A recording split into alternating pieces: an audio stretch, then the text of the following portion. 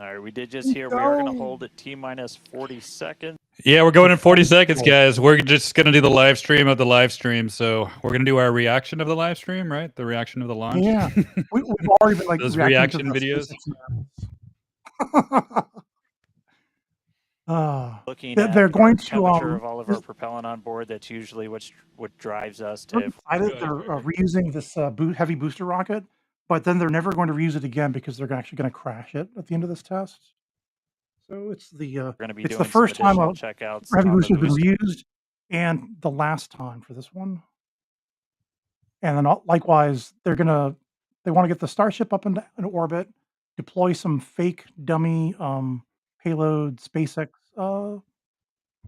Starlink satellites, the big sized ones, but they're just like dummies. They're not real Starlinks. And then the Starship's going to come back to Earth, and then they're going to quote unquote do a soft landing into the Gulf of America. Yeah, and so none of this stuff is supposed to survive this test, but it'll be really cool if they get it to orbit and get to deploy their dummy satellites. Yeah, that'd be great. I think they're gonna. The nerds talked about having some having the booster come in at a steeper angle to test out some way that they can save on fuel, bringing it back in. Hey, David Gallo's here.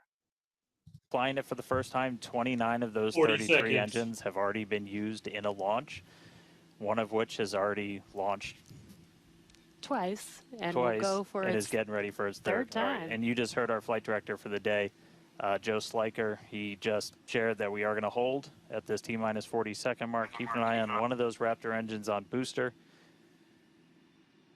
I wonder what the refractory period was between the second and the third time. Nobody. You should know. You're the doctor. Well, it depends. I mean, like, if you enjoy the process, I think it's probably too short. But if you don't enjoy the process, it's probably too long. You can see how the rocket right now. If you're just now jumping in, we are holding still at T-minus 40 seconds. Watching one engine. Thank you for temperatures to kind of get to a zone that we want them to on one of the engines on the booster, on the super heavy booster, getting ready for its second ever flight. Well, there's your problem. And the shaft is smoking. We can hang out here for several minutes. We held for Jay Gonzalez is not as good as Wilt Chamberlain. So. Last time, and then cleared it, and then we triggered a different issue on the ground side. But again, this is exactly what it's going to happen, is it? This gives meanwhile, and the clock is rolling. The DXYZ stock was sort of FOMOing up a little bit there. What's holding it T-minus 30. Let's listen in. Under watch that my resistance level. Proven super heavy. Get ready to take off from Starbase. Oh, here comes the count.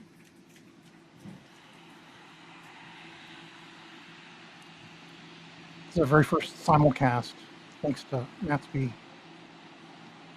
Timeward show that begins with a pocket one. Hit hold. Oh, you have to hold it again. We did have a hold. Well, enjoy this commercial. That was fun. Yeah. What are you trying to? Ooh, okay. So let's see. All right. So we jumped out.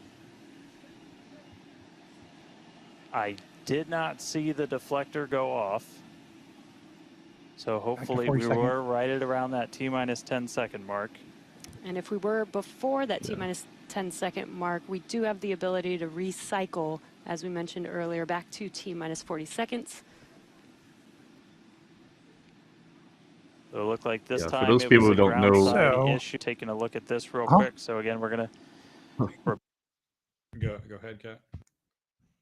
No, for those people who don't know what a deflector is, it's not a condom. It's just like a saucepan. You're just like trying to use it to dodge the fluid shooting towards you from the rocket. So. Wow, you're a rocket scientist as well. That's amazing. is. I mean, I dabble. Yeah, I used to, because the right now the weather is, like it's T minus, and yeah, whatever they say. Is the thing going to launch or what? That's what we're all waiting for. 40 seconds forever, so I don't know. What about the rubber? What? I said we're stuck at 40 seconds forever, not for rubber. Oh, yeah. Oh, sorry. Well, that's good. So what do you guys think about stocks then? Should we just jump into it?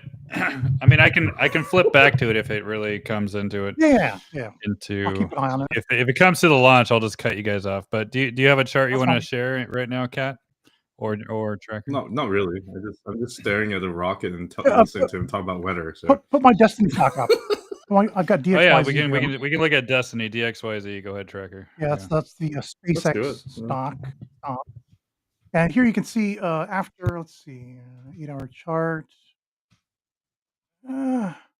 So from its significant low of $8.25, wave one up here to $77.25, its all-time high, and then back down to a higher low of $25.19. We are now right up here, just underneath the 38.2% fib extension. If you've been watching the Matsby in the morning and Tracker show, then you've heard me talk about the 11.4% mini boss, and you can see it kind of fought with it. He never tested back down to it. Just kept on going. Gravitated to the 23.6 fib at $41.32. Got over it, back under it, and then launched from there again. And so now if things don't go well, I expect it'll just touch the 38.2 fib at 51.30, then come right back down to 41.2. Like that's what we'll open tomorrow.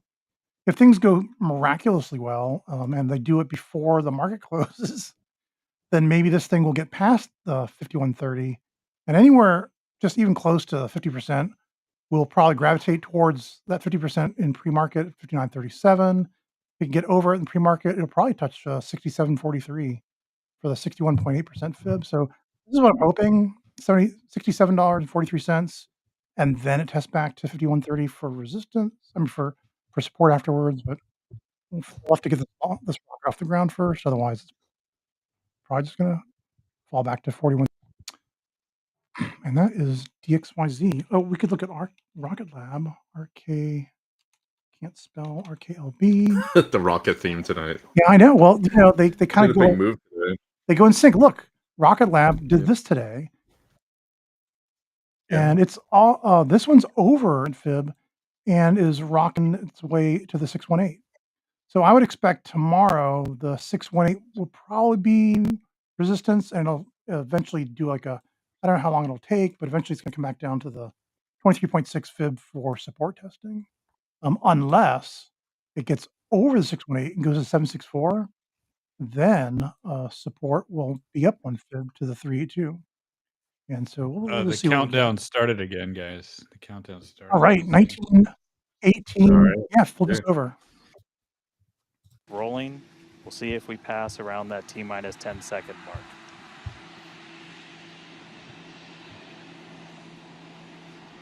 False alarm.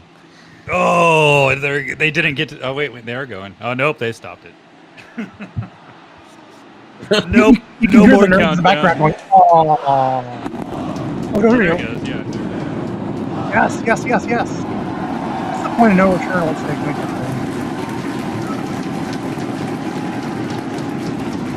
Right, here.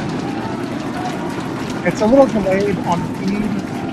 I've got it live on my phone here. I've already got the feed up to the sky. Good. Is your rapid flow pressure nominal? Yeah. It sounds like playing cards in the slopes.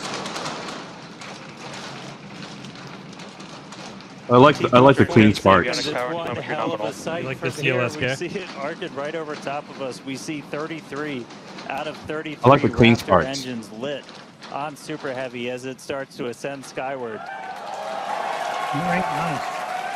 All engines are lit.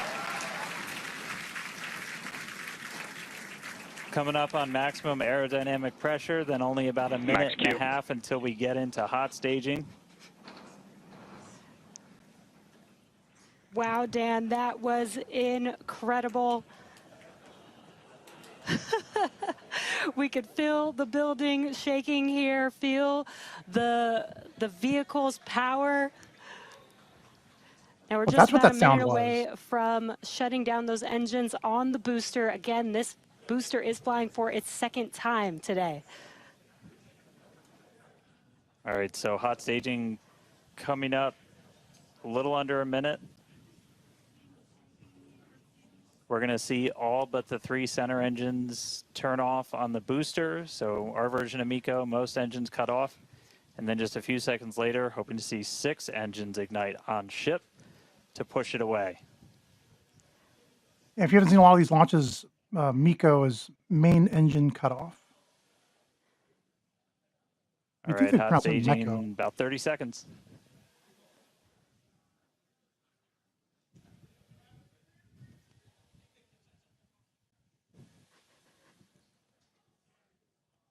And definitely keep an eye on which way the booster flips. First ever directional flip we're going for today. Should flip straight up.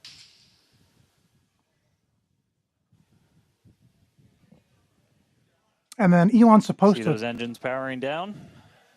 Booster engine cutoff. Have a presentation on making Earth the human stations interplanetary tonight. Think about 9 p.m. Incredible flip by Super Heavy Booster, and you can see those 6 engines, those 3 engines on the ship ignited. 6 healthy Raptors running on ship on its way to space. Peek that engine view. Booster. Chris, how's it looking over there in Hawthorne, man? It is looking absolutely incredible. As we said, 6 healthy engines, got 13 out of 13 engines on the booster. Now down to those 3, which is what we expect in the final moments of the boost back burn. Now, as a reminder, we are not recovering the Super Heavy Booster. Going to do shutdown. And there we had a good shutdown of boost back burn. Next up of that hot stage ring. Avionics power and telemetry nominal. Great call out there. Nominal aboard the Super Heavy vehicle, which is returning to Earth, doing some including a higher angle of attack re-entry, well as some engine tests as it gets closer to, because of these tests not recovering it, we are sending it to the Gulf on purpose to do those tests. But again, you see the booster on the left-hand side of your screen. You see ship with 6 healthy engines continuing its ascent to its planned suborbital trajectory. Everything going very well so far for Starship's 9th flight. Now 4 minutes, 15 seconds in.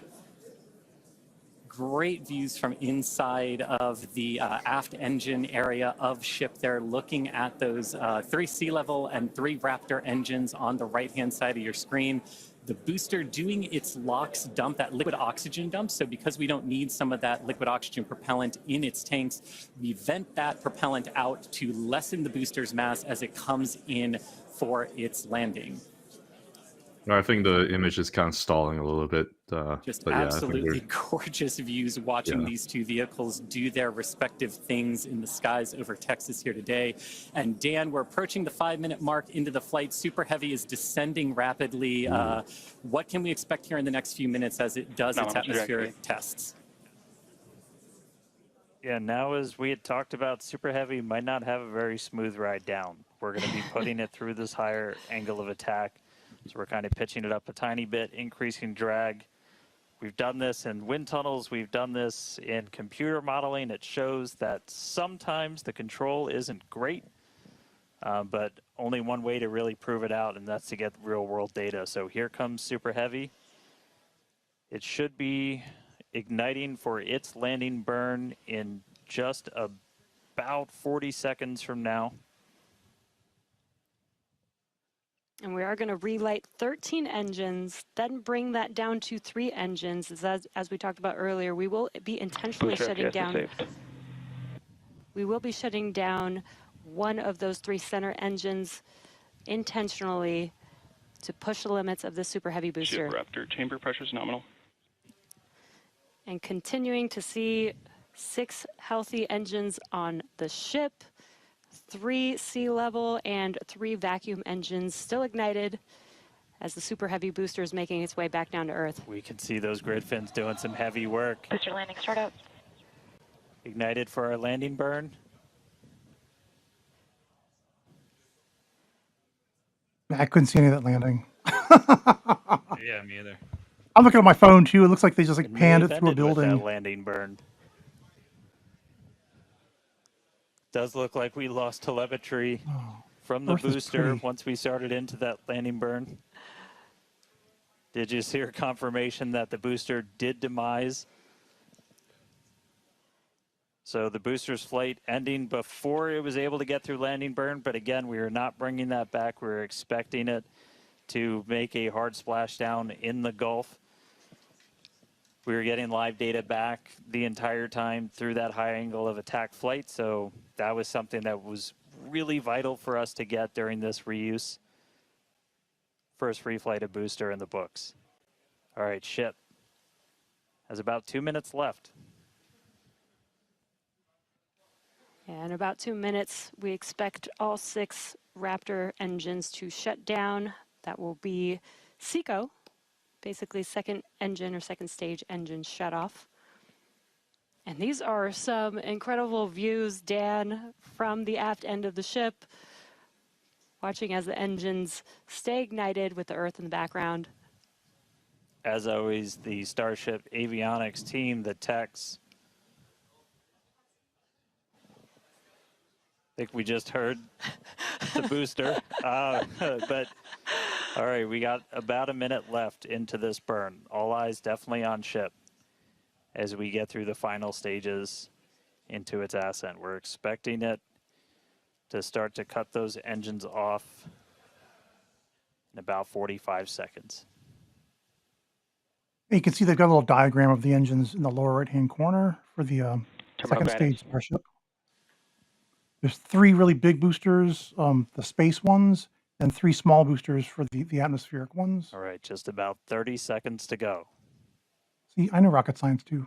We're in terminal guidance in the final stages of this ascent burn. We did see shutdown of the Raptor engines. We do stagger these, so we do the Raptors first. Those 3 have shut down successfully. Sea levels still running. Ship engine cut off.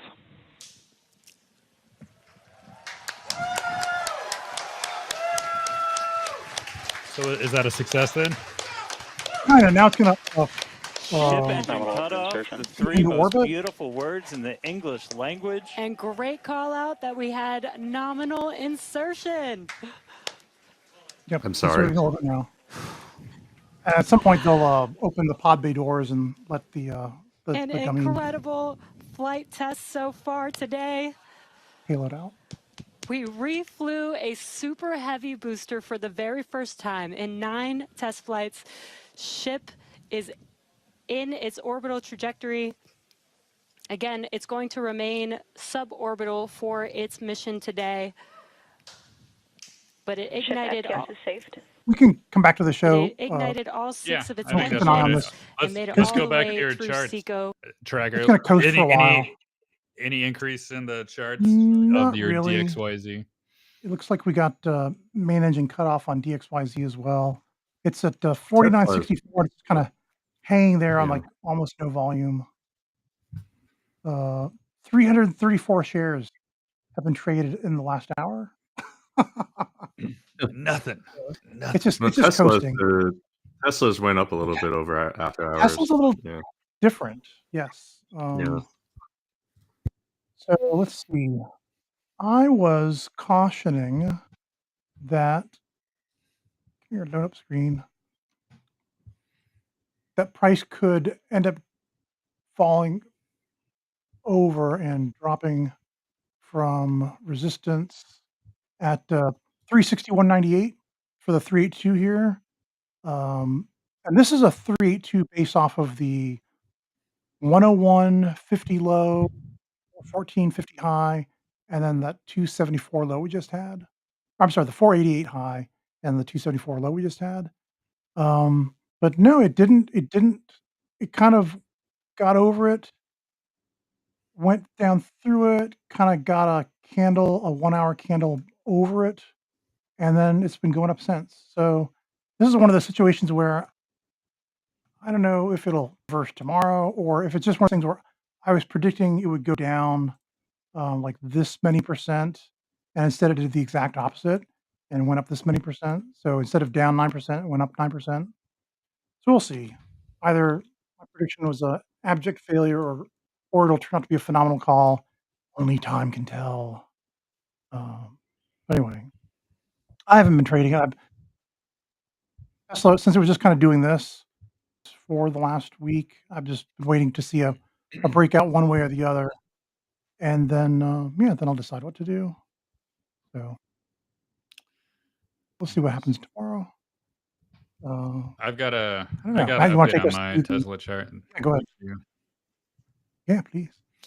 Yeah, I'll do an update on my Tesla chart first before we jump into what I see on the indices. But yeah, since we're talking about Tesla here, I have an update on my linear scale GAN, and it got to that 358 level, and it's above at 367 now. So we are at a point where this has a potential to try to flip it to a support, but we'll see, right?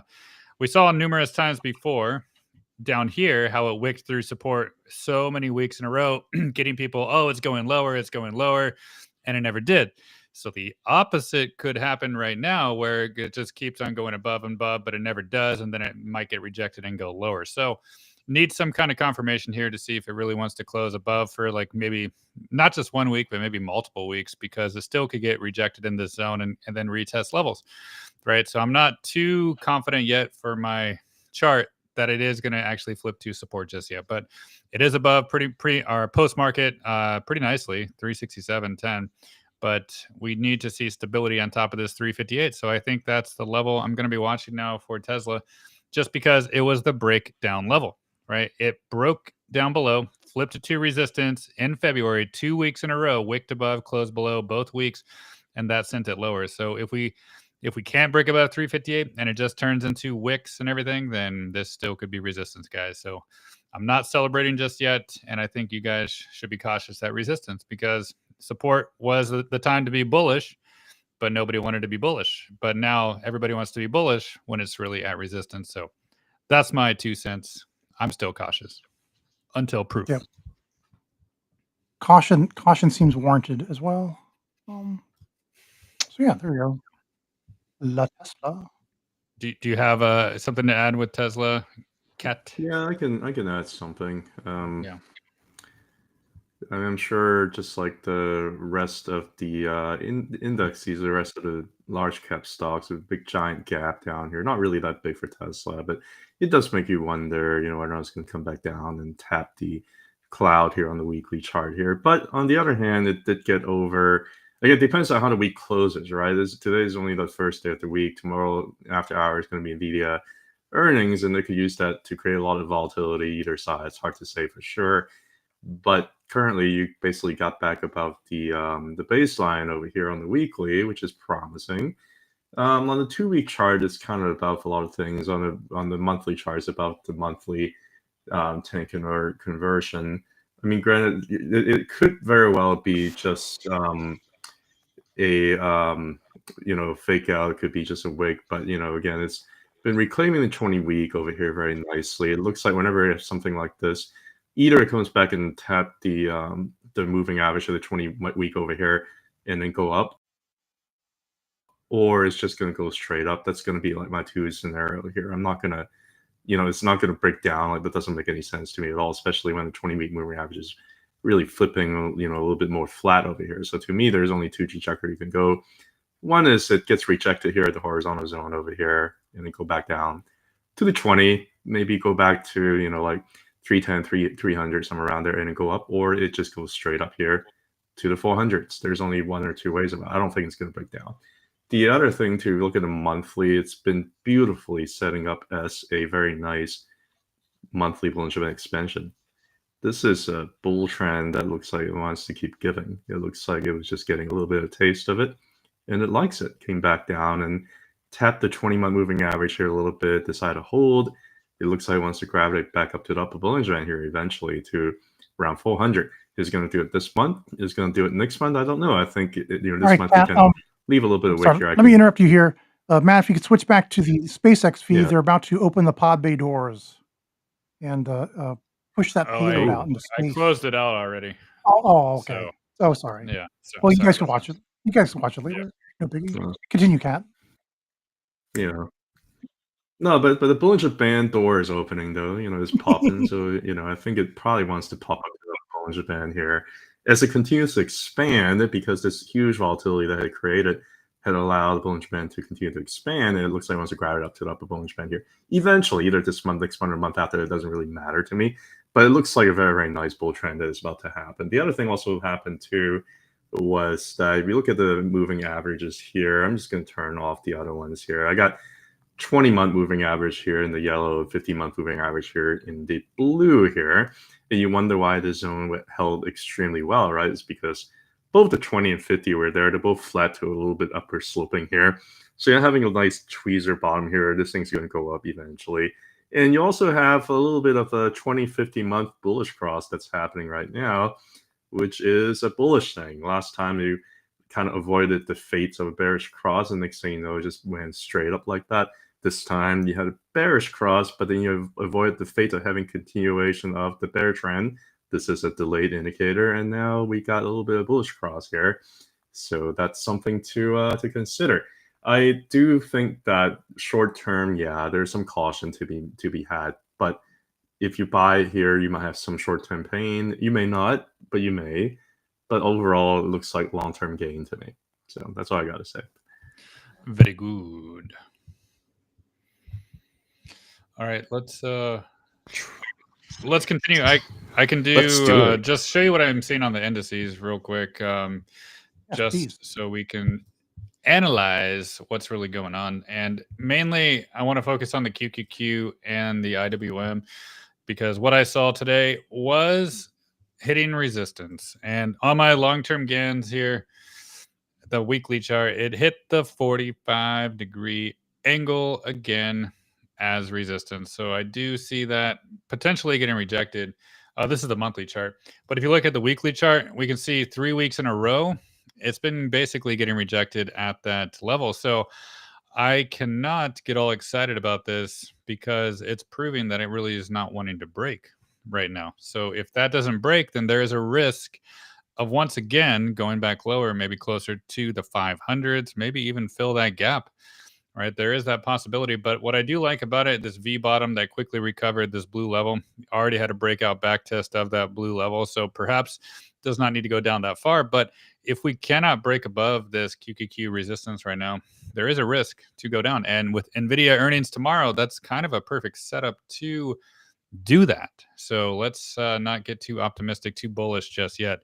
Let's be a little bit cautious at resistance, right? And also, when we look at the IWM here, I'm seeing something kind of similar where it actually did hold the 45-degree angle perfectly, but we're at a point where 214 up here, 213 is going to be the next resistance point. So it's basically range bound, and it could stay within this little wedge formation for some time. So again, this could this could go back down and retest some levels there, maybe even in the 198 again in the future.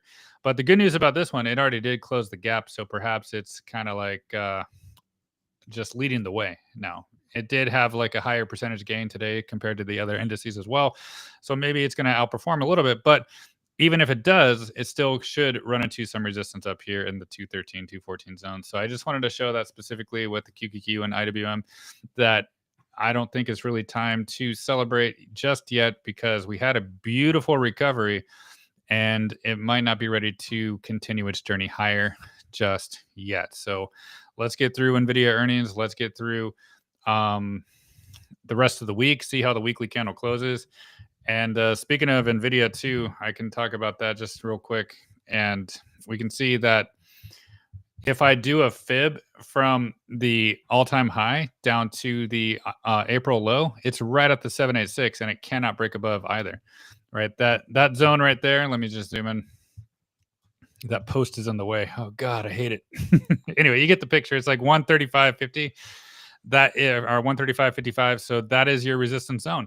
And it has not closed any weekly candle above it since it really broke out massively on May 12th. So again, NVIDIA earnings right at resistance, QQQ right at resistance, IWM almost at resistance. So it's either going to just gap up and explode, or it's going to go back down and retest levels. And where it could retest could be maybe the Ichimoku or the top of the cloud, or even the 129, or even a back test of the 50-week moving average, 125.91. So again, with all of these confluence of everything at resistance right now, I cannot be too bullish for a continuation just yet.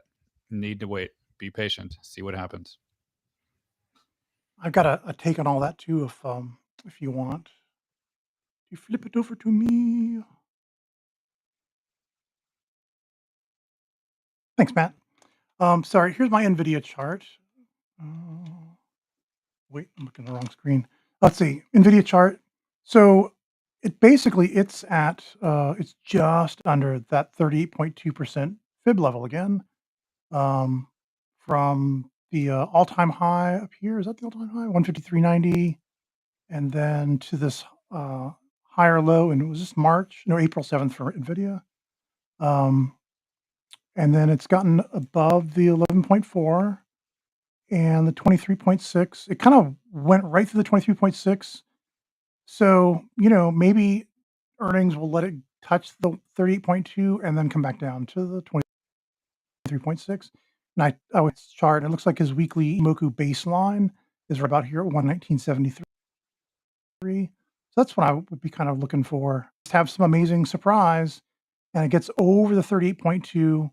Then there is a chance, you know, explosion to the 50% trickster fib, which would still send it back down to 119.73.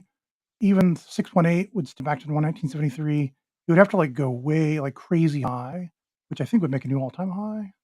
Yeah, you have to go like 195 in order to make 140 into support. So all in all, I'm not expecting much more than a touch of 140.60 and then send it back down to about 120 before it then does go into the launch mode. This will be, so again, the way I draw my charts is, this is the major wave 1, major wave 2. We're now in wave 3. This is wave 3 sub 1, wave 3 sub 2. And then I just kind of gloss over drawing the 4 and the 3 and 4, but it'd be like 3, 4, and then my circle 3 up here is all of wave 5. That's the fifth wave of wave 3, and so this is what they call the third of the third. It's the best part of wave 3 is from the wave 3 sub 2 to the wave 3 sub 3 up here. And then it gets a little dicey, but then usually it keeps on going. But anyway, yeah, the best parts of it will be from testing back to about 120, 119. Yeah, it's 120% higher to finish off wave 3. And then if it continues, it has like a wave 4 support and it doesn't break the chart here, then it would go on up to $405.61 for the 2236. And so there you have it. That's what I'm looking for with NVIDIA. And then just kind of talking about the SPY again, like Matt was covering it, covers it so well every day. But I just want to talk about how when you have, you know, like a big move, like here, this is a really strong move in the SPY. Like it's wave 5 of this wave 3 sub 1. And then you get a big correction. And then you can see it kind of like looked like it was going to hold, and then it dropped really fast. That's perfect. You want to see a 1 kind of melt up really fast and a 2 like wick down really hard. 1 and 2 here. You can see it had sort of like a nope candle right here. It was dropping, plummeting, and then like took right back off again. And then they went and retested it here. And this is kind of looks like what we have now, right? You've got this V shape and then a recovery. And what comes after that? It almost makes and then it does a big violent back test. Well, same thing here. we didn't quite almost get a new higher high, but that's really close. From 41, yeah, from this bottom here in the SPY, 4180 to 613.23, the all-time high we had here, we're basically just between the 786 and the 886. And the 786 is sort of like we start to get excited when things get over the 786 and make it support. It just hasn't quite completely proven a support yet. So it could still get rejected, the 886 at 598.25, and then send it back down. And then you could get, just like here, it was like, whoa, and then, hey, woohoo, and then it like does this crazy drop. We could get a crazy drop right here, right back to this moving average. This is a weekly 75, which is currently right about 551.46.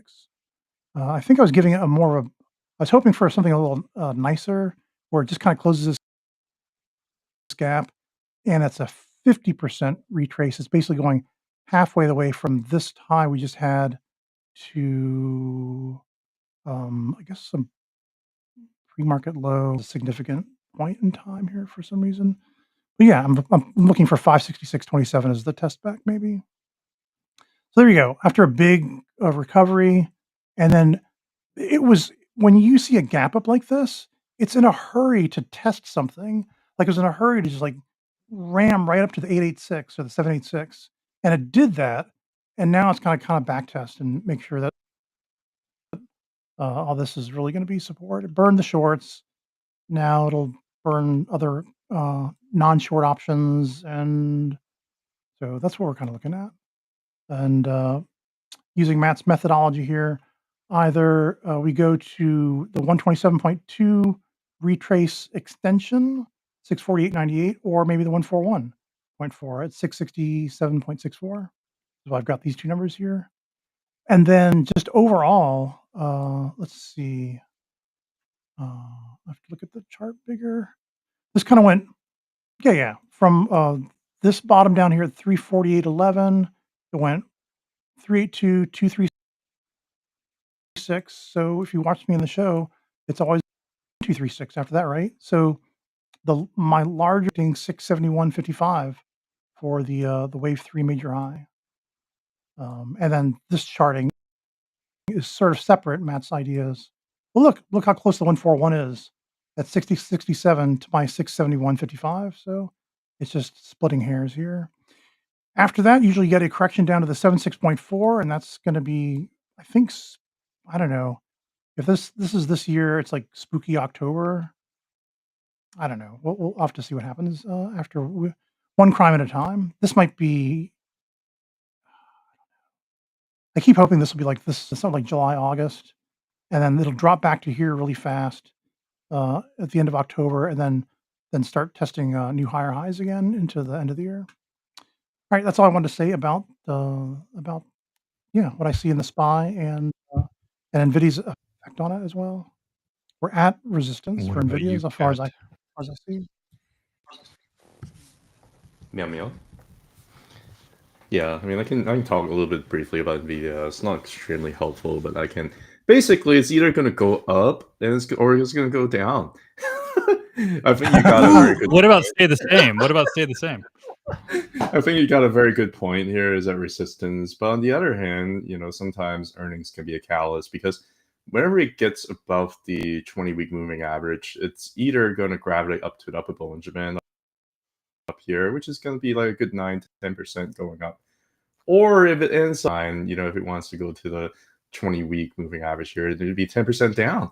Or if you end up closing the gap down here, it'd be approximately around 12% down. So just so you guys know what you guys are getting yourself into here, if you're going to play earnings, I don't know which way it's going to go. It's not helpful at all, right? You got a cloud here, it could serve as support. That's great. If the month is to close the way it is, and you still got 3 more trading days to go, but the month is to close the way it is, then it's going to be very bullish. It's going to push up to the upper Bollinger Band. It's going to end up, touching upper Bollinger Band, create some volatility. Eventually, it's going to push it back up again, because it found support at the 20-month moving average, and it looks like it's got a very beautiful morning star pattern over here. Whenever you got this candle here without much wick down below or above, you basically have these kind of continuation candle up here. That's kind of what it looks like to me. But we still have 3 more trading days. If we end up going down like 10% to like the 120 or something like that, then you're still gonna have a beautiful morning star look, and it just kind of delay it a little bit. But overall, I'm just kind of showing you the volatility that could come on the short term. But on the long term, it's still a bullish chart. Like even if it comes back all the way down to like 118, close the gap, it's still a bullish chart on a higher time frame. That's all I have to say. So doesn't matter. Very, very good. Yeah. What y'all want to talk about?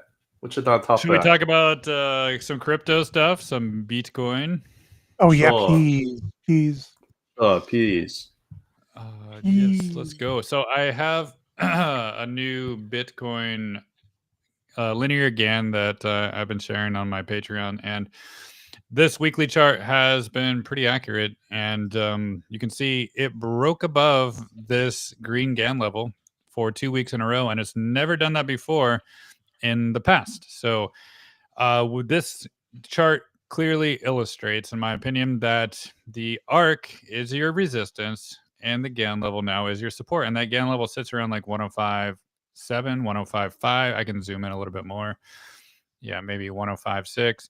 So it could possibly just stay in this range, in this little wedge for weeks, really, until it really is ready to break out. So I'm not expecting it to explode just yet. It's proof already 2 weeks in a row has hit that resistance, and that's around 110, 111.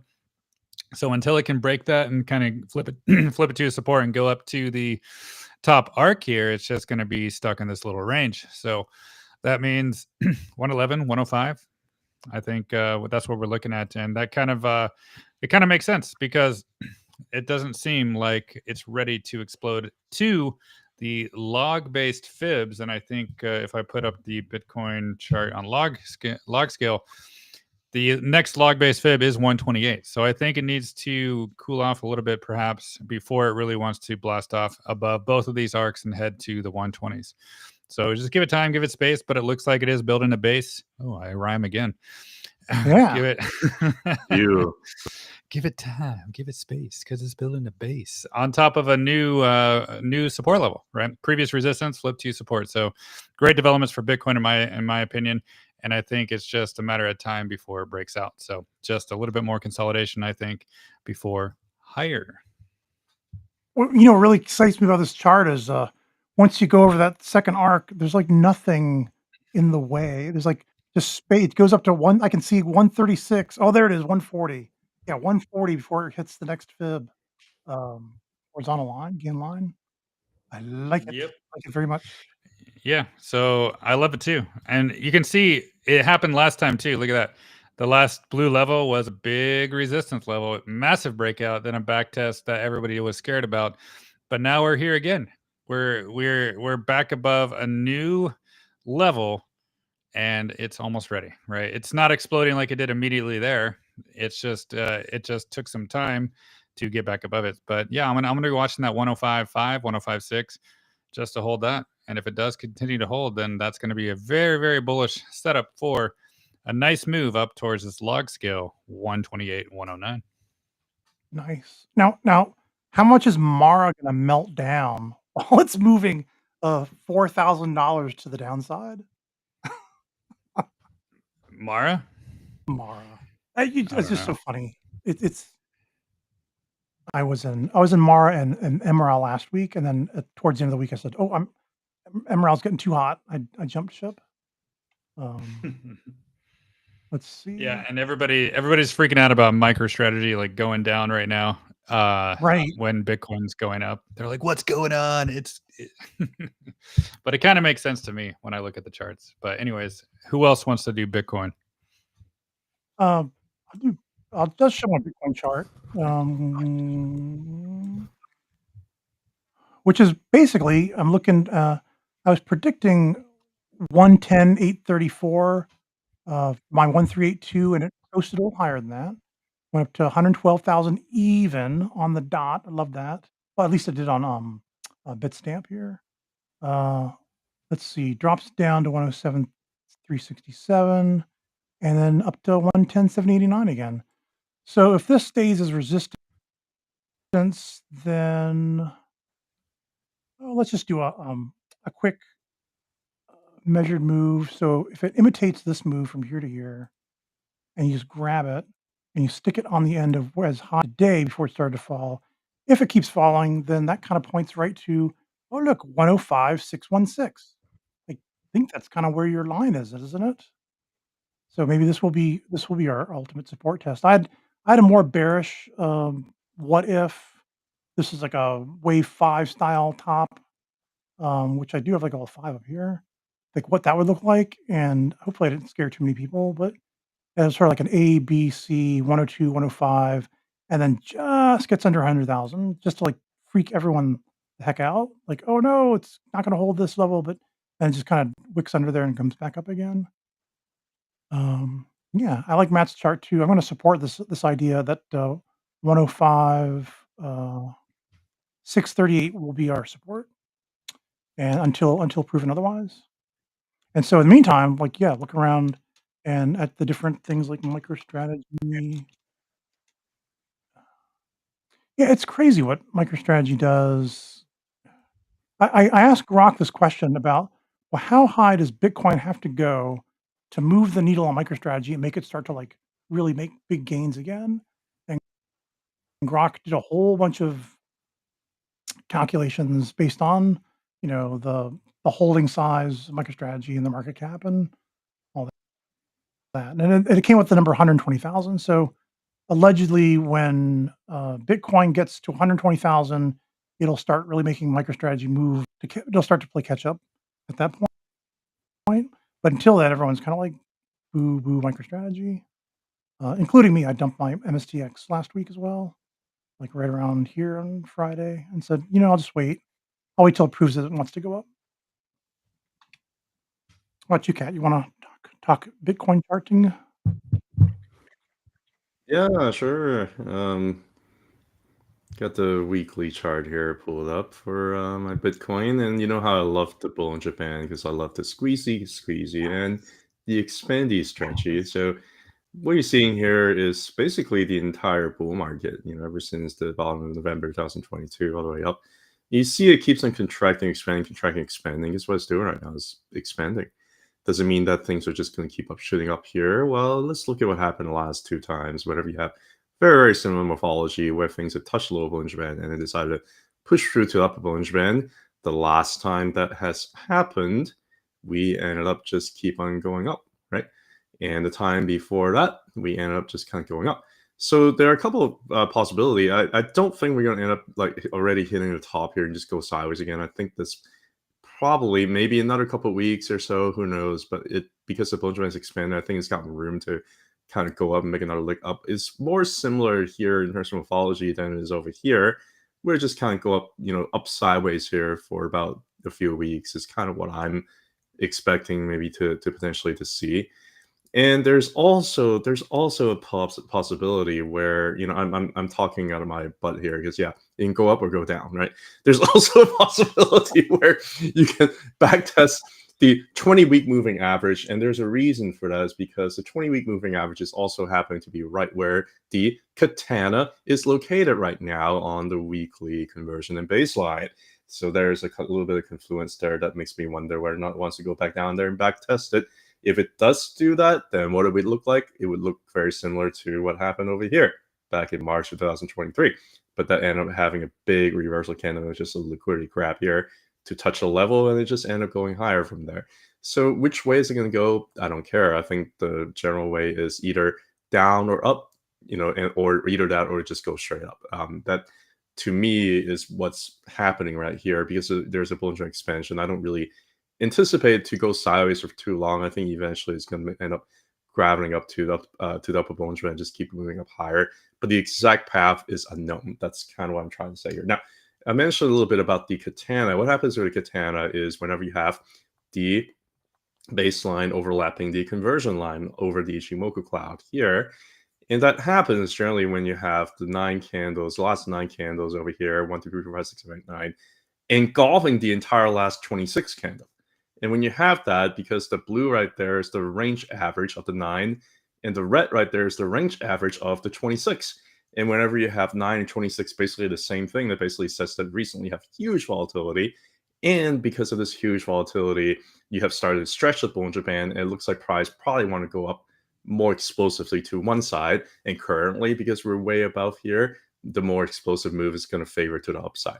The question is whether or not we're going to have to come back down and back test this level around like 93,000. Is it going to do that? Well, let's see what happened last time when we have a Katana. Last time we have a Katana was somewhere around October 2023 to November 2023. Did we end up coming back test the Katana? No, we did not. So it doesn't necessarily have to do that, although it could, but also see a lot of support level. Like, for example, I think Matt was saying that his Gann chart is basically breaking above a horizontal level, is kind of holding very well. To me, also got a level down here. I think a confluence level maybe around here at the angle and at the arc over here, which is going to be around like, 101,000. I have a hard time seeing it really breaking down. It could wick down. It could always wick down to 93,000, right? It could always do that if it wants to, and just wick and touch that level. You can do that if you're evil enough. If you want to go back and touch that level down there, you can, right? But I just see a very, very strong support level here. Even if it goes down there, I see it maybe a little bit more of a wick. I see some key levels here being broken, and I think it's going to do pretty well over time. The question is the exact path it's going to take. I cannot tell you, which is why I don't like to do too much, leverage. I don't like to do like calls or puts, like, because to me it's pointless. Overall, the trend's up just whole spot. So that is all I got. Very nice. Oh, one last thing. What? Yeah. Okay, go ahead. Oh, I just want to say my Bitcoin prediction. The big top. Everyone wants to know how far is it going to go this cycle. I've been talking about 180 to 195, but I guess I really should put on my 2618. And if you get a whole 2618 extension, that does go to 202,246. You want to show Tracker's chart sure, here? It's all pretty. Matt? I kind of cleaned up a little bit. Yeah. Flip it to him. Yeah. Yeah, there you go. So you are here. We just kind of got out of this little Darvis box, and we're under 112,000 was the high. And yeah, maybe if it go 5 and then back up again, just kind of goes sideways and keeps going. I'd love some candles like this that take us to 137,000 to 143,931 for the 1618. In fact, if this is going to go to the 1618, the 2618 to the 1618, so that really should be like 140, almost 144,000. 143,931 be the wave 3 top, and then it tests back down to like 121,654, and then launches up to 202,246 if it does the 2618. There you go. Bitcoin to not to a fifth of $1,000,000.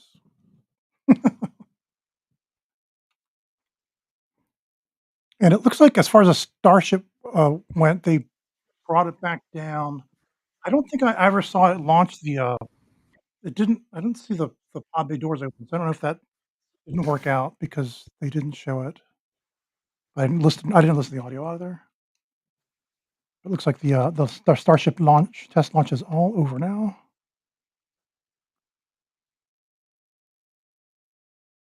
All right. So I have some other.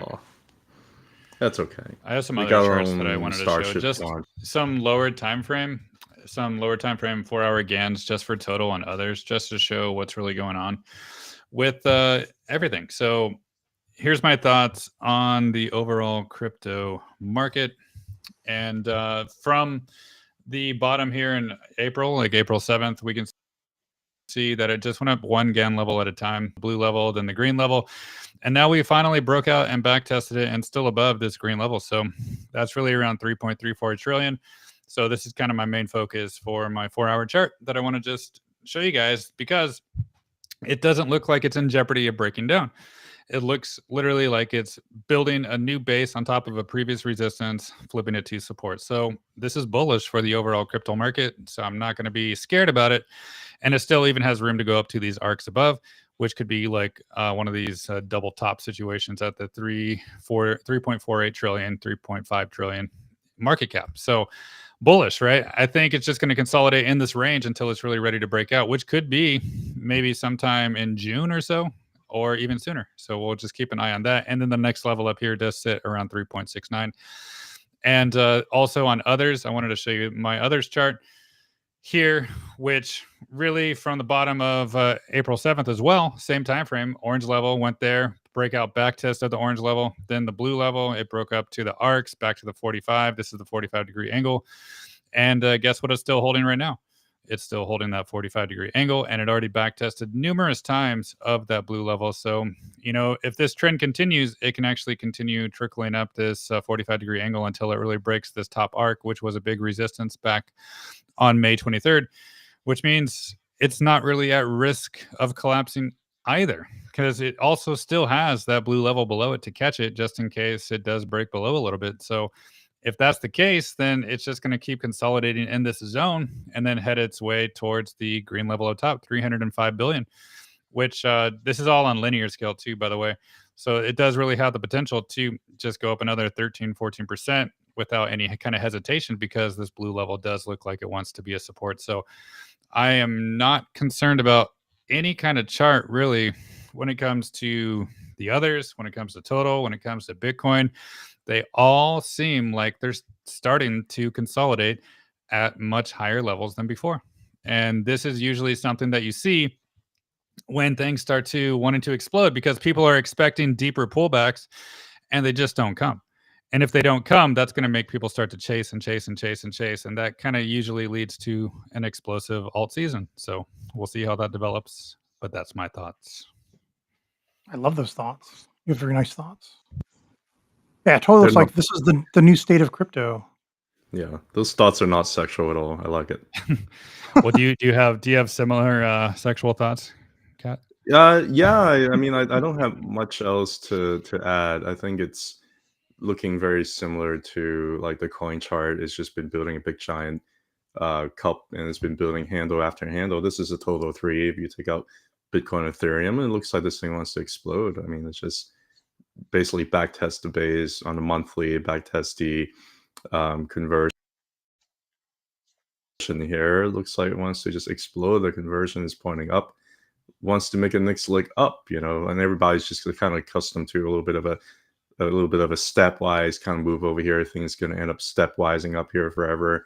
No, I mean, that's not how crypto generally works. Once liquidity comes in, it just kind of shoots up, you know, like those people who accumulate down here, they want to distribute to you at much higher prices. That's kind of how it works, you know. So I think that things could be exploding in quite spectacular fashion in a minute here. Even Ethereum, which, you know, again, you can look at how devastating Ethereum has been. This is something that is like a joke of a chart. It's called Ethereum dominance. What it's basically representing is the percentage of market cap for Ethereum market cap, and so far at the previous all-time low here around 7%, and it just stopped there. It's almost like, well, you know, we're just going to tank it to 7% just like before. We're going to reverse the program here. We're going to say, no, that's it. Now what is it doing? It's doing reversal. It's forming a very, very nice bull flag here. It looks like it's actually breaking up against the bull flag here. We're looking at a 20-week moving average. Initially it was kind of rejected. Now it's actually look like it's kind of want to get over it here a little bit, you know. And that hasn't really happened for like almost half a year, or actually a whole year almost. So I do see maybe potentially a little bit of a lower time frame trend change here. But overall, I mean, if Ethereum is starting to do pretty well, and if the overall cryptocurrency market cap, if you don't count Ethereum, Bitcoin, they're also looking like they're just bull flagging over here, I think it's going to do just fine. If you're also looking at all the other altcoins too, even Doge is having the same look. Most of them having this like rising 3 methods kind of thing, where you have like a big green candle. Let me change back to log. I can't stand regular. I mean, you got like these rising 3 big green candle, and then bears trying to bring it down for like 2 or 3 weeks in a row. They're not really able to do that. It's still all these are inside candles to this green candle over here. Next thing you know, the bull's gonna sniff out the weakness and say, "Ha, bah," you know. And the same thing is really kind of happening across the board here. Bonk, PEPE is looking very strong here, actually. Jasmine's got the rising 3. Avalanche's got a little bit of rising 3. Chainlink, you got a little bit of rising 3 here. ADA's got a little bit of rising 3 here. I'm going to keep going, and HBAR's got that going here as well. XLM's got that going here as well. Solana actually looks pretty decent, you know. So to me, I think they're all kind of doing the same thing. They're just getting ready for the next move up. These actually look very similar to what Bitcoin's kind of doing right now. So yeah, I'm not sure if I can guarantee you a deeper pullback back to the Tenkan Nikishin. I just don't know whether or not it's going to happen, because last time when it did that, it was very explosive. The reason why is because it was very volatile. It looked like it wanted to go up a lot higher, and we might be at a very same juncture over here as we did over here. So I think the cryptocurrency market might end up just following suit. But this time, maybe alts would participate. We will see. That's all I have to say about it. Very nice. Yeah, I think I just see the same thing with all the altcoins too. They're all just basically building a base. I don't really need to show any more charts, because the others on the total chart and the Bitcoin chart, they're all showing the same thing, right? And even when you look at, like, yeah, Coinbase is doing the same thing. So these things are looking mighty, mighty bullish in the short term. Do you have anything to add, Tracker? No. Coinbase is looking pretty strong to me as well. Sorry, I was my brain wandered off. I was looking at other charts to think of doing next. The cat's making a big giant green candle. I don't know. Do you want to talk about Coinbase, Cat? Yeah. No, not really. It's stuck at resistance. I mean, there's not much else to talk about. It's waiting for the whole cryptocurrency market to blow up before it picks resistance. The entire thing is like, it's underneath this. You don't even need any line. You can see where price is at right now is at a very, very strong resistance zone. It's been a resistance zone for a very long time. So there's a potential for it to break down. The fact that it hasn't broken down yet actually makes me wonder if it was going to, but I still expect maybe some kind of retracement, at least to like the 240s, 230s. Maybe the worst it gets probably to like two teens. I don't think it's going to get worse than that, but it's at resistance, and it could break out any time. I'm just happy that I don't have to wonder whether or not I want to buy here, because I was buying the falling knife over here, and I was buying falling knife over here, so I don't have to worry about that anymore. That's kind of how it works. But overall, if you look at the monthly too, it's basically got a very, very similar setup here, where it basically backtests the conversion and baseline. It looks like it's getting ready to kind of move up from here. Very, very nice. Same thing, you know, cup and handle with another handle. Not much else to say about it. Reclaiming the 20-month moving average very convincingly, kind of like what NVIDIA did. So this thing looks like it's kind of starting to squeeze here. Whenever Bollinger Band starts to squeeze, it makes me wonder whether or not a bigger move is going to come. And if it comes, it's going to explode. If it explodes, it's going to rain. If it rains, everybody's going to get wet. Everybody's going to get wet. Everybody needs to wipe. Everybody needs to wipe. They need to shower. Everybody needs to shower. They need to wipe again. And they're going to end up exploding. You have the best analogies, Kat. I'm done. I'm done for now. Yeah, let me show a Coinbase chart. After all here, let's see. Go to an 8-hour chart view. I just took this $1.55 bottom to this higher high of 351.68, to this higher low of 138.56, and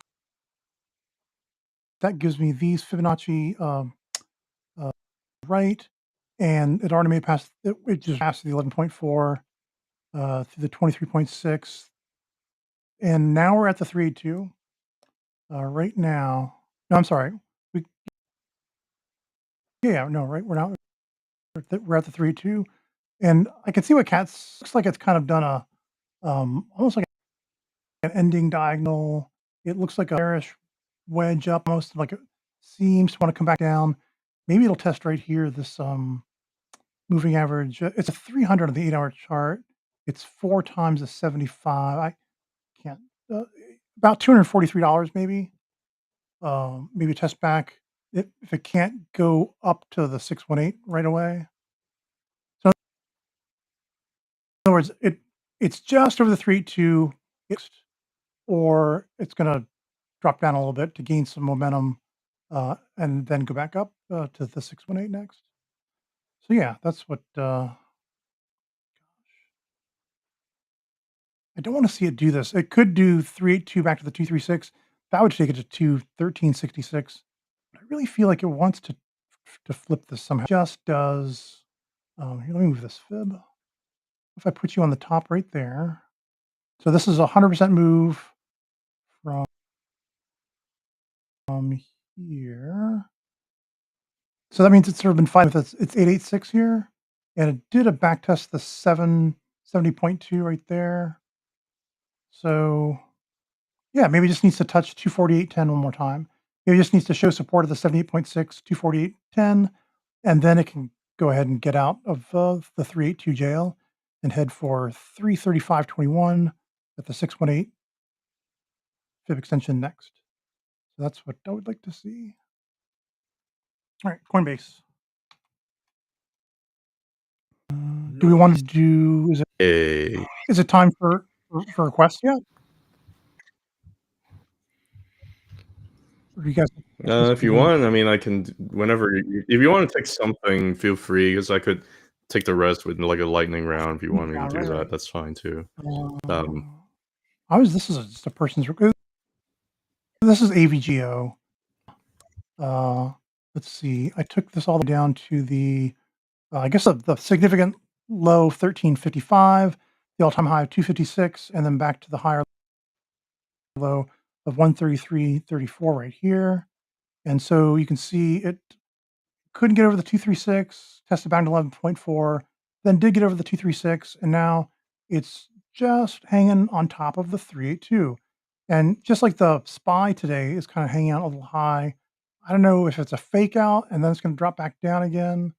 But if not, if the SPY keeps going, if AVGO keeps going, 283.17 is my next target at the 618. Otherwise, if it can't get much higher, it's probably going to test back down to this level right here, about $200, $201. I don't want to see it go all the way back to 190.56 to the 236, but I mean, it could. So there you go, AVGO. Very nice. Okay.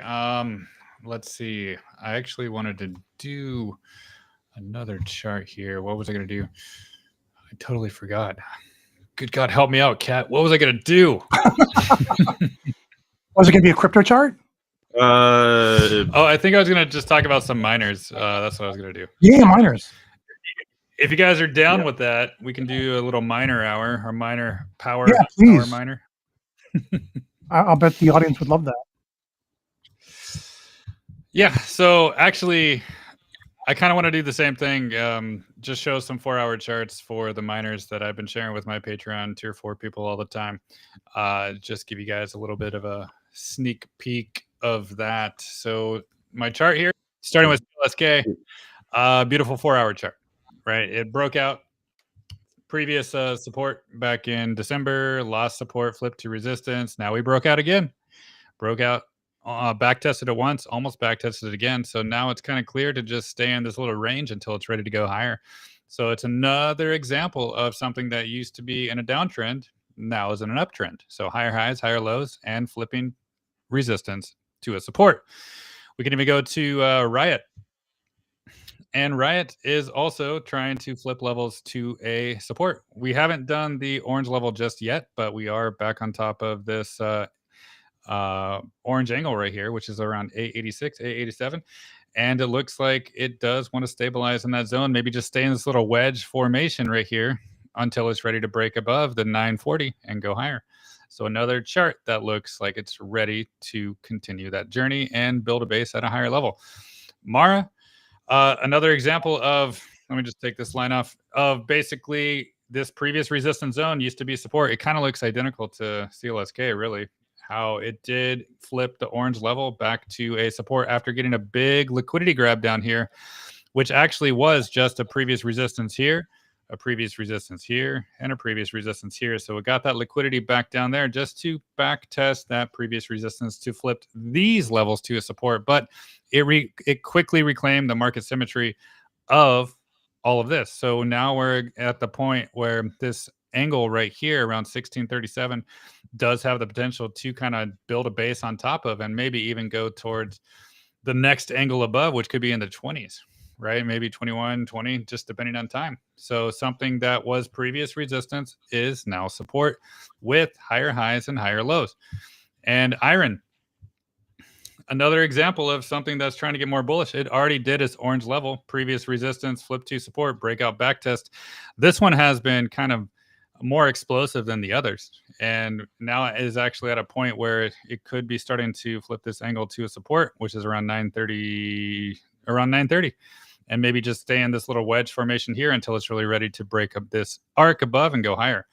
So could it retest a little bit lower? Sure, it could, but just being above this orange level down here is just a very bullish sign that it wants to continue its journey higher, right? And then we can do wolf. And wolf, it's breaking levels too. It's at resistance of the orange angle, and the orange level up here at 455 still has not been flipped, but it's also higher highs, higher lows. It just has a little bit more to go to get there. So it just coincides with the altcoins, with the total crypto market cap, with the others market cap, all of that. The miners are looking great. And actually, when you do pull up the 4-hour chart and you do like a CLSK over MSTR, I made some posts today about it. Right? You can see it broke out of the 200, back tested the 200 average on the 4-hour chart, and it's going higher. So it's breaking out compared to MicroStrategy. You look at Mara in that same situation with MSTR, it's starting to break out as well from its 200, right? The purple line is that 200. It just broke out today. So you can see some outperformance starting with the miners compared to MSTR. And this trend is not just alone for CLSK or for Mara, it's for a lot of them. Like even for a Bitfarms over MSTR, right? We can see that there is some 4-hour breakout stuff happening with some Bitfarms too. It already broke out and back tested the 200. So it looks like it's probably going to continue its journey higher. So many things are showing like this is all risk on to me, right? The total chart, the others chart, the IWM chart, even the miners chart here, it's just showing that things kind of want to start to outperform everything else. And these are liquidity coming into the market. So people that are bearish, I just don't see it right now. I see outperformance with a lot of things here. I love it when you guys do these one chart divided by another chart. It's just such a cool way to look at them. Yeah, and it all starts here on the 4-hour chart, and this outperformance, that kind of means like maybe MSTR is going to go a little bit lower or just stay sideways for a little bit, and or maybe miners are just going to be really explosives while MSTR goes back up too. We don't know, but all of this is really telling me that things are not looking to collapse. They are not looking to collapse at all. Yeah, Bitfarms got a long way to go too, because after I drew its fib extension chart, we're still just hanging around the 11.4 mini boss. So it's got a lot of upward room to go. Just to the top of my wave 3 sub 1 is like 93% higher to get to $2.04. So lots of room for Bitfarms to go higher. Yeah, there's lots of room for all of them to go higher, which bodes well for miners, for altcoins, for crypto, for risk on, and I know Kat's excited too. I'm always excited. No, I mean I'm okay. I just want to a quick mention about the Japanese yen carry trade. So I can't remember which firm said. I think it was Jamie Dimon was saying that he thinks that the yen carry trade unwind is only about halfway done. What do you think about that, Kat and Matt? Do you have any opinion on? Yeah, first of all, I just want to say I want to thank Jamie Dimon for many decades of service to the industry, and I think that he has done retail investors a great deal of education, warning us when things are bad, when we're not supposed to buy, when we're close to the bottom, but it could get lower, right? Economic hurricane only happening about a couple months away from the bottom, but hey, I just the guy should run for president. Actually, I believe in nothing that he says, and I don't really care. He's a banker. he always has like a bearish leaning thing. I don't know whether or not one thing is he's trying to screw you because he knows better. He tries to screw you because he knows better. The stock market always goes up over time. Either that, or he just wants to sound smart because being bearish is actually sounding pretty smart. So I actually don't know. Like I can show you the Nikkei chart. Like, yeah, that's what I'm showing right now. Yeah. Look at my angle. It reclaimed the angle right here. Exactly. And then the other thing too, if you do the monthly Ichimoku, I'll put it on yours now. Yeah. Yeah, if you do a monthly Ichimoku, we already had the second yen carry trade, whatever you call it. I mean, look at this big giant dragonfly on the monthly. Look at this big giant dragonfly here on the monthly. Look at how this is developing into like a morning star. The entire time, what happened is not breaking down underneath the conversion. It's still on a conversion. The Japanese market does this. It does a little bit of like a zigzag kind of thing. Like that's just kind of what it does. So I don't really buy that, you know, like a second yen carry trade is going to happen, because I think that the liquidity grab has already happened twice and there's huge demand down here and things are still looking pretty bullish considering. Like, I can't be bearish looking at something like this. I just cannot be bearish looking at something like this. The other thing too, I think the Japanese M2, they do this thing. I don't know why they do this thing, but they generally just like pause printing for like a whole year, and then they just print, and they pause printing for like a whole year, and they just print, and that just end up getting reflected into the stock market. So as far as I'm concerned, the liquidity is still there. So like whatever Jamie Dimon says, I'm gonna say like I don't really care about what you say, but thank you for your service to retail investors over the decades. I really appreciate it. I hope you retire soon and let somebody else be the talking head. Anyway. If anyone needs like just a quick refresher on the yen carry trade, it's just this idea that the Japanese have their money is so cheap to borrow that you can go over there, you can borrow their yen and then turn in for dollars and then get a much better deal on interest on dollar bonds or whatever. So people or dollar bonds, you know, just you can get better interest rates off of in dollars. And so it's like this infinite money glitch that people have been doing for, you know, years and years in the market. But now Japanese yen is starting to get more expensive to borrow, which is sort of closing the loop on the infinite money glitch maybe. But then I was thinking, it just that's just going to drive more people to buy things that if money becomes more expensive to borrow, then that means it's going to be inflationary. And so they're going to want to go to more things like gold and cryptocurrencies that will, you know, the ones that can't be diluted, like Bitcoin. So, I mean, if you look at the chart after August 5th, yeah, the whole market in crypto went down a little bit, but then it was just like throwing gasoline on it. And then Bitcoin surged after August 5th. Well, so you can't have it both ways, right? If the US dollar keeps going up, that's bearish, and if the Japanese yen keeps going down, that's bearish. Like you can't have it both ways, right? Like I see what you're saying. The Japanese yen is going down, and it should, because the trend's exhausting, and this is something that is completely chartable, right? I'm pulling out the Bollinger Band here. You have the 20-month moving average, and it's broken down underneath the 20-month moving average. Decided to go back up again. Back test, failed to hold. And it's truly break down, touch a little Bollinger Band. This is now a bear trend, right? This is USD over Japanese yen. So US dollar is losing its strength against the Japanese yen. Finally, after like a whole couple of years, everybody getting scared. So if you want to go to Japan, you might need to hurry up. But anyway, I just don't know like whether or not this is necessarily bearish for the market or whatever. Because to me, I think this whole thing is expected. Like this is what happens with cycles. You know, up, tired, down, you know, up, tired, down, right? You know, up, tired, down. This is what happens with economic cycles. So you have plenty of room. There's nothing unusual about what's going on with the currency exchange rates. It is doing what it's supposed to be doing. This is what market, like the market is functioning, right? So you can talk about the Japanese yen carry trade all you want, but the chart's not really being bearish from the Nikkei. The chart's not really bearish, you know, from the fact that they're printing money like the same pace that they're supposed to. So I don't really know what else to like, get scared about when it comes to that. It's a narrative. I don't think people actually, I don't know. It's all speculative, I guess is what I'm trying to say. It's like a speculative, bearish argument.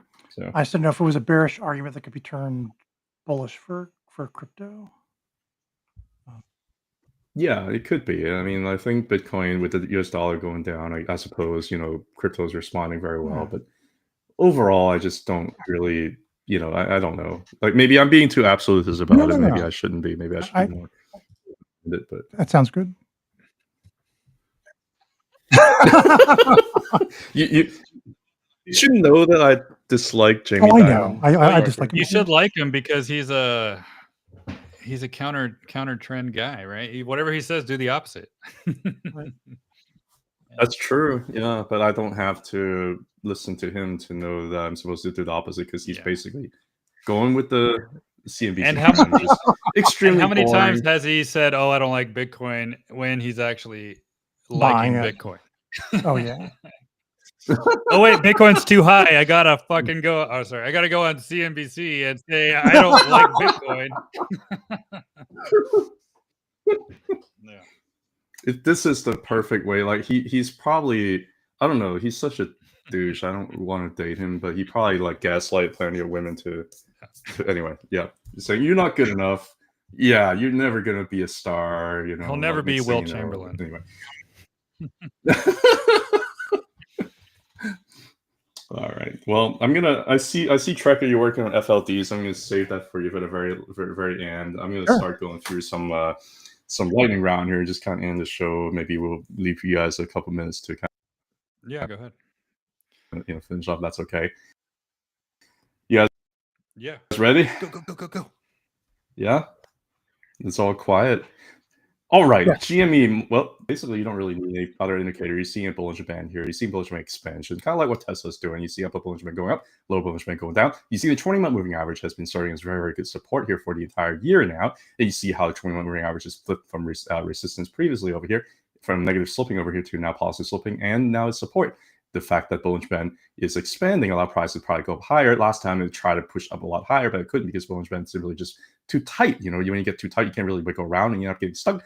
Come back because it's all a band and it gets a little bit elastic. So it couldn't break through. But what essentially happened right now is we're trying to break above all these fit levels above here. This is a log scale from the top here to the bottom, and you're trying to get through the 0.5. We kind of got rejected over here last back in December to January here, and we might be pushing through. The reason why I'm pushing through right now is because Bollinger Band is expanding, right? So that's good. The other thing is so far you have all these candles over here, the last 51 candles over here, they're all inside candles to the January 2021 candle. So all of this basically says that we've been consolidating sideways over for years. And after consolidation, when it breaks out, and the breakout usually happens in the primary trend, and the primary trend is up because the last time is up, right? You just had a higher high over here, and you just had a higher low over here compared to over there, right? So the primary trend is still up, and whenever it breaks up, some of the targets up above, they decide to break through this candle, break out of this candle, then it can hit some of the targets up here, 220, 330, 560.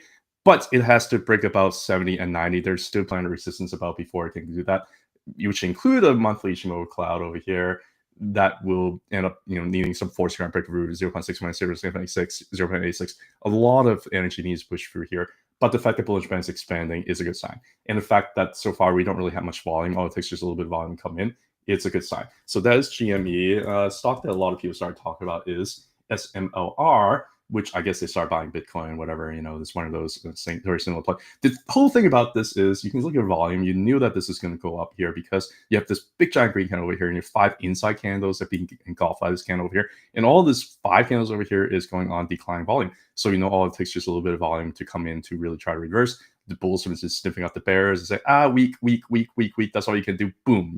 That's kind of what's happening right now. I think it's probably going to have some very bullish continuation here moving forward. How explosive it's going to get, I don't know. Last time I saw something like that was with AMD. And with AMD, you can see that this green candle over here with 5 inside candle, next thing you know, it go boom, boom, boom, boom. So that's kind of what I'm maybe expecting, but still kind of a little bit speculative here. I don't know for sure. PED, not to be confused with pedophile, but it's Corp. And what you're seeing here is the monthly chart. And you do a monthly chart, it looks a little bit like a downward slope here. So it's still a falling knife as far as I'm concerned. Very, very tough to catch a falling knife. What kind of things are looking for a falling knife? I minimally want to see if there's any bullish divergence here on a monthly. I do not. So you can have a little bit of counter trend. If this is going to be a little bit more of a trade than an investment, I would not, really necessarily get into that. And even in the lower time frame here on the weekly here, I also don't really see any significant bullish divergence here. You're getting close to resistance here. And also you've got the Ichimoku. Yeah, it's trying to get over to Tengen, but you have a little bit more resistance up here. But I would say if you're going to get into something like that, it's probably going to be a trade and not, like an investment, because I would want to probably try to get out here. Whereas this Paymetus holding thing has got a katana here on the weekly. These things are generally leaning bullish. And the fact is way above the Ichimoku cloud here, the last 9 candles has been extremely volatile. So it's probably going to favoring some further bullish continuation wherever it's done cooling off over here. And also, if you look at a higher time frame over here, is a pretty bullish chart here because it's basically going forming higher highs, higher lows. Same thing, right? You have a little bit of a rising 4 method over here. Big giant green candle, 4 inside candles, boom, boom, right? It's probably going to have some very bullish continuation because you have the rising baseline as well as rising conversion line here as sort of support. We're not overextended. It looks like it wants to make the next move up.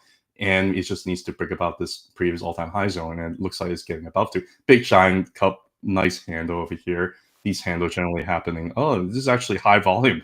It's interesting. But regardless, this is a very, very beautiful look over here. Very nice reversal. It's a pretty bullish chart here.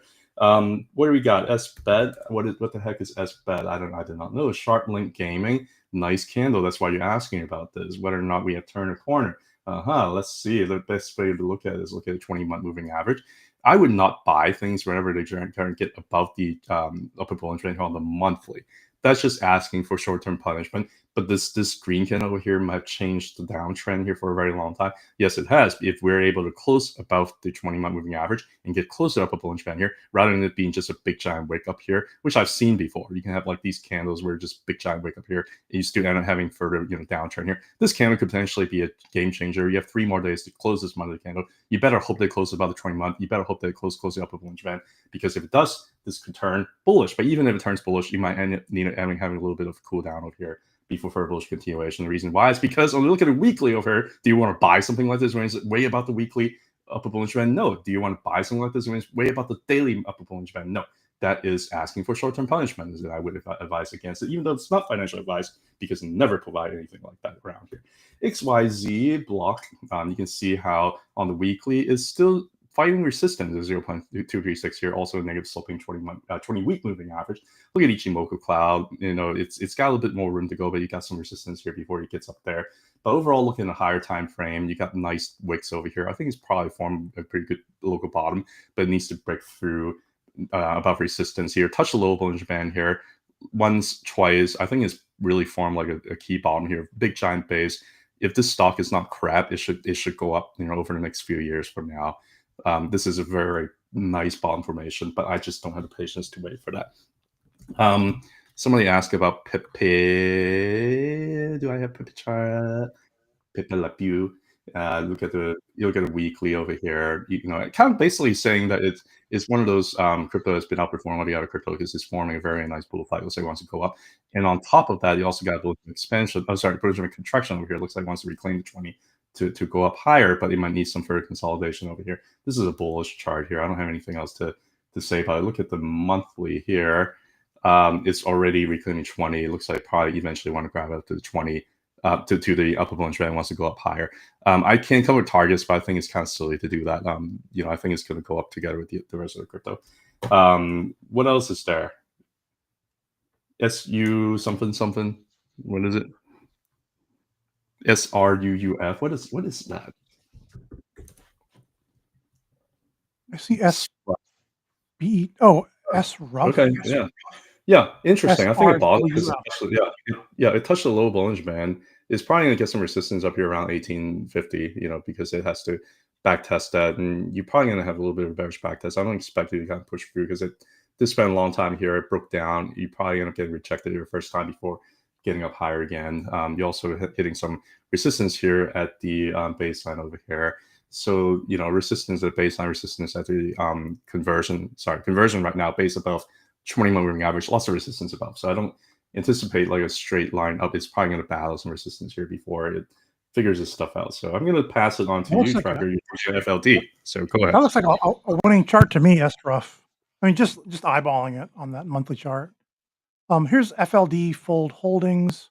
I like this all-time high up here, 1479, then down to 251, and I'm just doing a simple retrace back here on the right. So it's already battled off its 11.4% fib mini boss, and it it just rejected the 23.6 fib for the first time at 541. It does not have to go back to 11.4. I think it's already established it pretty well here on this 8-hour baseline. So yeah, in fact, and then when I did do, oh wait, this is the wrong, sorry. I'm looking at the projection of my chart and not the actual chart. Let's see here. Yeah, I did a 1, 2, like this is sort of a A, B, 1, 2, and this is the Fibonacci extension, and it lines up pretty nicely with this ABC. So the ABC 23.6618.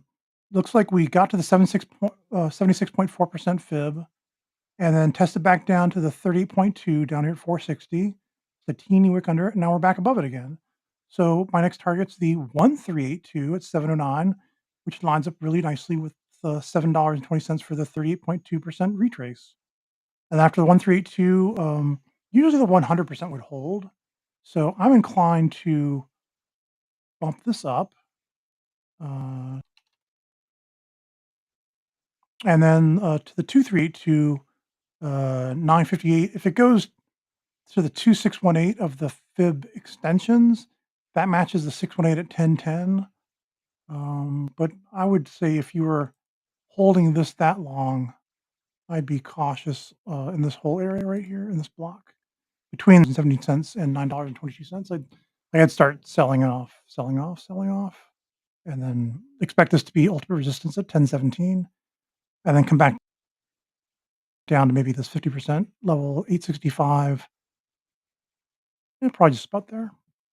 So yeah, FLD looks really good from here. And then that other with the SRUUF, all the energy plays, the uranium, they're pretty hot right now. So this and NNE and SMR and UEC, all these ones are good ones to be in right now, I'd say. I've never done a chart on this one. I'm not going to do it right now, but I just wanted to type out UEC, NNE, SMR, oh, I did NNE already. If you can think of any one of the ones. But these uranium and energy plays are pretty awesome. Here's my SMR here. SMR, look, it just shot right up to the 764. I expect that to be resistance and for it to come back down and give us another buying opportunity at the 382. So that's my big tip is wait for SMR to come back to 2291 and then just bet the farm on it from there, because it should go to the 1382 next, 5407. So if you're able to catch it near $23, that is like 140% higher to 5407.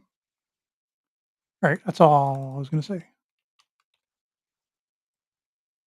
Other than you can catch the wow, thank you. Talk about these all day long. Well, for 30 minutes in the morning anyway. You want to flip back to me real quick? I'm going to finish up here with Metaplanet. I think somebody asked about it, didn't really get into it. The truth is this is the over-the-counter version of Metaplanet. It's way outside the weekly upper Bollinger Band right now. So if you're buying it here, you could get punished, because I generally just don't like buying things that are way outside the upper Bollinger Band. The other thing is it's starting to have the weekly baseline conversion. Actually, you see that they're resistance right now, so I'd be a little bit more cautious. There's not a whole lot of history here, so I generally reflect back to the Japanese version here, 3350, and it is at the, if you're looking at the fit levels that date all the way back here, and I should do the monthly chart here to probably be the most sensible. It is right at the 0.707 log fit resistance right there. So it is hitting resistance levels. I'm not really particularly fond to buy something that had gone from like 14 yen all the way up to 1,000 and 100 yen. You know, it's almost 100x from here already. So I feel like a lot of people probably end up trying to, you know, take profit and try to run from that. So I don't know. Like, if you ask me, I don't really like these kinds of charts, but hey, you know, maybe fundamentally is really good. I don't know. It's just my thought. Anyway, I think we're pretty good about ending the show here. What do you guys think? Yeah, it's a good time to end it. Yeah, thanks, guys. And yeah, Trekker and I will probably see you guys tomorrow morning, right, Trekker? Yes, you shall. All right. Yeah, you guys have a wonderful night. And Will Chamberlain, yay, go Will Chamberlain. Yeah. Is it true Metaplanet was a failed hotel chain that announced that they'd be buying Bitcoin? Kind of like GME is a thriving game shop. Kind of like MicroStrategy. Now Strategy was like a failing tech company. Just so funny. I'm going to start a company and announce that I'm not buying Bitcoin. That's all the rage right now. Yeah. Yeah. But don't be like whatever like the Luna coin where they just like keep buying Bitcoin on leverage and just it's bad. Anyway. All right, thanks everybody. I'm worried that the party would end at some point, but you know. I love it when anyway. I love when you do the micro machines thing. Yeah, the lightning round is so much fun with you, Kat. Yeah, no, happy to do it. I try to keep it under 10 minutes, but yeah, sometimes I run over. But I guess. All right. Good night. Have a good night. Yeah. Bye. Good night, everybody. We'll see you next time.